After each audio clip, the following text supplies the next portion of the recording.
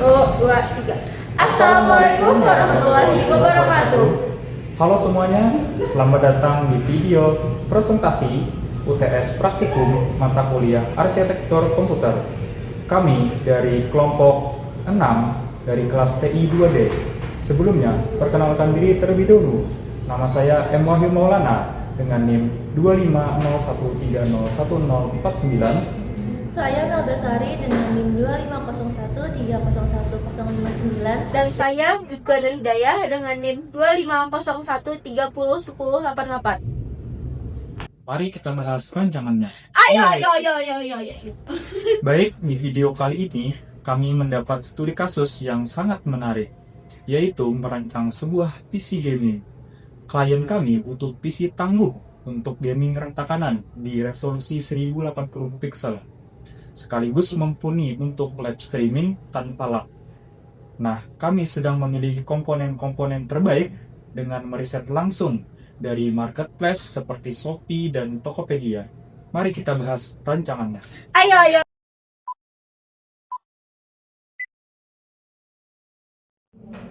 Baik teman-teman, di sini kita akan mulai membahas mengenai prosesor atau CPU. Prosesor adalah otak dari komputer yang bertugas mengeksekusi semua instruksi dan perhitungan matematis dalam sistem. Untuk rakitan ini, kami memilih prosesor AMD Ryzen 5 5600X. Kelebihannya, yang pertama, performa single core yang sangat kencang untuk game e-sport. Yang kedua, dia sangat efisien dengan daya hanya 65 watt. Kemudian, sudah mendukung jalur PCIe generasi 4. Namun, ada kekurangannya. Yang pertama, ia masih memakai soket tipe AM4. Kemudian, sehingga dapat sulit untuk upgrade ke seri Ryzen terbaru tanpa mengganti motherboard. Yang kedua, performa multicore-nya mulai tertinggal dari generasi terbaru. Baik, selanjutnya kita akan membahas mengenai motherboard. Ini adalah papan sirkuit utama, ibarat jalan raya yang menghubungkan komunikasi antara semua komponen komputer. Pilihan kami jatuh pada ASRock B550M Pro 4. Kelebihannya, yang pertama yaitu sudah mendukung kecepatan penuh PCIe generasi keempat agar VGA dan HDD bisa ngebut maksimal. Yang kedua, yaitu punya kualitas penghantar daya VRM yang sangat stabil. Kemudian yang ketiga, slot ekspansi M.2 cukup banyak. Sedangkan kekurangannya, yang pertama, ukurannya mikro ATX membuat jarak antar slot agak sempit. Yang kedua, belum dilengkapi modul Wi-Fi dan Bluetooth bawaan. Komponen ketiga dan paling krusial untuk game adalah kartu grafis atau FGA. Fungsinya adalah memproses data visual lalu menerjemahkannya menjadi gambar bergerak yang kita lihat di monitor. Kami menggunakan NVIDIA RTX 4060 GB. Kelebihannya yang pertama, punya fitur DLSS 3 yang pakai teknologi AI untuk melipat gandakan FPS game. Kedua, konsumsi daya super irit. Ketiga, punya AV1 encoder yang bikin hasil live streaming klien kita bebas burak. Tapi kekurangannya, yang pertama, kapasitas VRAM 8GB rentan kurang untuk game AAA resolusi tinggi di masa depan. Kedua, lebar pita memorinya cukup kecil, yaitu 128 bit. Kemudian ada RAM. RAM ini ibarat meja kerja sementara bagi prosesor. Semakin besar mejanya, semakin banyak aplikasi yang bisa digunakan bersama. Kami memakai Team Group T-Force Delta RGB 16GB, dual channel 3200 MHz. Kelebihannya yang pertama ada heatsink RGB membuat estetika PC terlihat mewah. Kedua, kecepatan 3200 MHz adalah titik paling optimal untuk Kelebihannya yang pertama, ada heatsink RGB membuat estetika PC terlihat mewah. Kedua, kecepatan 3200 MHz adalah titik paling optimal untuk prosesor AMD yang kita pakai. Ketiga, mendukung fitur XMP 2.0 untuk overclock otomatis. Di sisi lain, kekurangannya yang pertama, masih menggunakan arsitektur lawas DDR4 Kedua, kapasitas 16 GB saat ini mulai terasa ngepas kalau kita main game berat sambil live streaming. Selanjutnya, untuk tempat menyimpan data permanen seperti sistem operasi dan file game, kita butuh store agar sistem berjalan super cepat. Kami tinggalkan HDD dan memilih SSD Kingston NV12 1 TB Pixel Gen 4. Kelebihannya yaitu satu kapasitas 1 TB sangat luas, 2 kecepatan booting Windows dan loading gamenya jauh melampaui SSD SATA. Yang ketiga yaitu harganya lebih terjangkau. Namun kekurangannya yang pertama yaitu kecepatan bukan yang paling ngebut di kelas Gen 4. Kedua, tidak memiliki hand static penyebar panas bawaan. Dan yang ketiga, sehingga sirkulasi udara casing harus bagus. Semua komponen tadi tidak akan hidup tanpa pasokan listrik. Disinilah peran power supply atau PSU. PSU adalah jantung yang mengubah arus listrik PLN menjadi arus listrik yang stabil tiap komponen. Jadi kami memakai MSI MAG A650BN atau 650 watt. Kelebihannya, yang pertama, kapasitas 650 watt memberi ruang aman yang lega untuk komponen kita.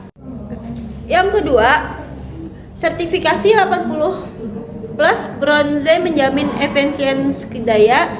Yang ketiga, kabelnya pipih berwarna hitam jadi gampang dirapikan. Tapi kekurangannya, yang pertama, kabelnya non modular atau menyatu semua, jadi sisa kabel memakan tempat. Yang kedua, kelas stabilisator di dalamnya masih tergolong kelas standar.